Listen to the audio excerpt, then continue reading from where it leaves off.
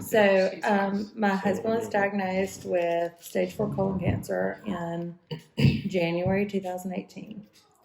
And it came as a big shock to us. We were not in any way, shape, form, or fashion prepared for that. We went through several rounds of chemo and actually went to Colorado for like a last ditch, just basically trying to save his life for this mistletoe infusion therapy that we thought would work. Mm-hmm. And while we were in Colorado, his lungs started to fill up with fluid. But we thought it was altitude sickness. So we flew to Colorado for the treatment. But when he started to go downhill, we had to drive back. When we got back to Alabama, he went on hospice care and chose to die at home. He had done every treatment. He never complained. I mean, he fought for our family. He did. Yeah. So in the last few weeks before he died, when he was still able to talk, he knew he was dying, and he made plans, and he made very specific, elaborate plans on how he wanted his funeral to be. One of his main concerns was that our 6-year-old daughter not be scared. I mean, he basically made us promise to keep together for her, right? He wanted it to be a happy occasion, a celebration, which is really hard to do when you've lost the pillar of your family, right? So we pulled it together. But before that, we talked a lot about where he wanted his ashes spread. I didn't know the process. I didn't know what the legalities were to spread ashes.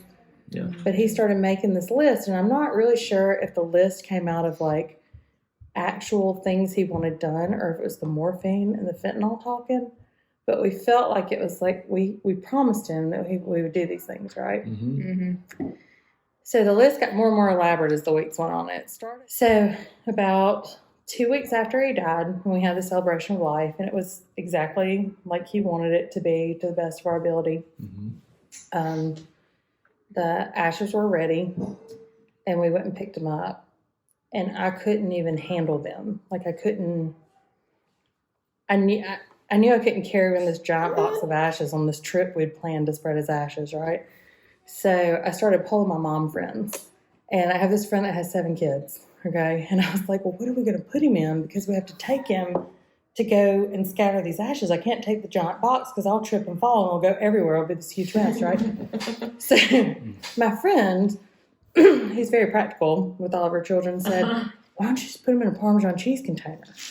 So in my mind, I was like, that's actually really genius, because then you could just open the little container and you could just sprinkle. It's awful, right? It's horrible, right? But it sounded so weird, and Kim too, because it's really weird. So his best friend flew in from England, because my husband grew up in England, mm-hmm. and he separated the things out. He made us a little Parmesan cheese container with his ashes in it. And we hit the road, and we went and we scattered them in Orange Beach, and it was beautiful and serene, and the moon was over the Gulf, and I was like, this isn't that bad, right? This isn't awful. Mm-hmm. So I was like, okay, after we did that, I'm like, okay, maybe I can do this. We can do the scattering of the ashes thing. Mm-hmm. So our next stop was New Orleans, because my husband was obsessed he loved New Orleans. He loved Cajun food. I mean, if you can imagine, this 6'4" British guy who actually spoke French, who was in love with New Orleans, but French and French Creole are 2 totally different things. Mm-hmm. So he would get down there and try to speak to the French Creole people, and they would look at him like, where are you from? Right? It didn't translate very well, right? Uh-huh. So his best friend and I were in New Orleans, and we had kind of carried around this bag, a Publix bag, with a Parmesan cheese container in it with human remains in it, right? We had carried this around all day, up and down Bourbon Street. We'd been out to dinner. We'd done all these things. And we were trying to figure out, okay, where's the best place? Because it went so well in Orange Beach. So I'm like, surely this is going to go just as well, right? So as we're walking, his friend tells me, he's like, okay, there's a ton of people. And we were really scared we were going to get arrested for doing this, because I'm pretty sure it's highly illegal. I'm not even sure. My anxiety won't even let me Google it. So as we're walking, I'm like, okay, I've got this. So we're walking. I'm walking by the Hunk Oasis. I'm like, there's a trash can There's not much left because we had from the beach because we'd separated out and left some at home. I'm like, there's a trash can. I'm going to walk by. I'm going to pop the lid, gently sprinkle him on the sidewalk in front of the Hunk Oasis, dump the container in the trash can. Like, in my mind, this is like a stealth operation, right? Okay. What actually happened was that, you know how the Parmesan cheese container has two sides, like the sprinkle side and then the dump everything in this outside? I accidentally opened the wrong side. So as I'm walking in 100-degree early, late August, early September heat, and I go to sprinkle, it was like clomp, clomp on the sidewalk. Okay. So there's this, and I was shocked. There's this lady standing right behind me that was walking behind me. She must have known like exactly what I was doing, because she was like, what in the world? Like, she just like, and so we ran, like me and his friend ran. I ducked in the trash and ran. Okay. So we ducked into, there were like bars all along. The first place we saw that didn't have a cover was a bar with there was a guy standing at the door. It was no cover, so we ducked in. All right. Mm-hmm. Well, Matt and I lived in Atlanta for years. We walk into this bar, and it's this surreal experience because everywhere I look, I see Atlanta Falcons jerseys. Okay. So it appears as though we ended up in the Falcons bar on Bourbon Street, right? So we're standing there, I'm catching my breath, and his friend looks at me, he was like, do you hear what song is playing? And I'm like, what? And I pay attention, like I zone and listen. It was Shake It Like a Salt Shaker. And I'm like, if that is not a nod from above, right? So I decided that the best way to commemorate this was to get tattoos. Okay. Mm-hmm. So it was like, I don't know. I felt like I wanted to make it, I felt like I wanted to commemorate like the parts of Bourbon Street and the parts of New Orleans that he loved, and to kind of like encompass his spirit and his, like, give myself something, because I didn't know what was coming. I didn't know what grief was going to look like for me. Mm-hmm. So we went, like, we found this random tattoo place. We didn't check Yelp star reviews. No, it was shady. So shady. So we survived it somehow, and no one got hepatitis, so we're good. Good. And so I got laissez, bon temps, rouler. I got let the good times roll on my arm. Okay. So after, like, after this adventure with his ashes or whatever, I didn't really think about it much because I like came back and went directly back to work. Mm-hmm. And people would comment on it and things, and I just would kind of like, yeah, I got it from my husband, But I never could really tell a story because I couldn't, like, I'm good with written word, but I couldn't, I was still like processing the emotions of it all too. But I felt like I couldn't put into words what it actually meant, and how much it meant to me to get it at that time, right?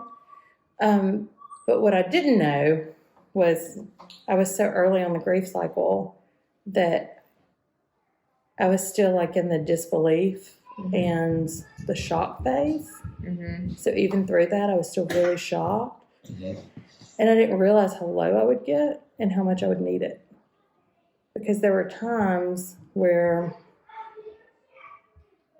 I don't know, the significance of getting it on my right hand was not just, or my right arm was not just because, it was not just because I sprinkled him out with this arm out of the Parmesan cheese container, right?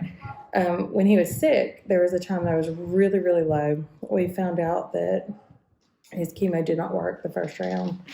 And I drove up to this lookout in Leeds. It's like the back, County Road 25 that comes out of Leeds. It's like the overlook. Mm-hmm. It's like this squirrely, curvy road he used to love to drive his Mustang on. Mm-hmm. And I was sitting in the car, and I just couldn't, I felt like my family was completely falling apart, and I couldn't fix it. Because, like, what do you do when you're a mom? You want to save it. You can heal everything, right? I couldn't fix it. And I had my husband's gun in my hand, and I put it in my mouth with the sand. And right before I pulled the trigger, my phone rang. It was my daughter asking me if she could have ice cream. Mm-hmm. And so I wanted to make sure that if I was ever in that position again, that I would see that. Mm-hmm. And I would know that I couldn't, for her. So, but after, when my husband, as I have gone through the grief process, I've been in that position again. And every time, that's kind of what pulls me out. It's just the memory of knowing, like I remind myself every time I get that low. It sounds so cliche, but I'm like, I'm fearfully and wonderfully made. Like I'm made for more than this, Like there's a reason I'm here and he's not. There's a reason my daughter's here and he's, because so many different things could have happened along the way. And for whatever reason, we're still here. Mm-hmm. And I try to use it as a tool, especially when I write. I try to use it as a reminder every day to live life to the fullest because he did. And before he got sick, I was the type A parent. I was the rule follower. I was the one who absolutely cannot stay up late. No, it's bedtime. No, you can't have ice cream at 9 p.m. And he was the fun dad. So it's also a reminder for me to make the good times last because we're so limited. Mm-hmm. We're just so limited. Mm. Yeah.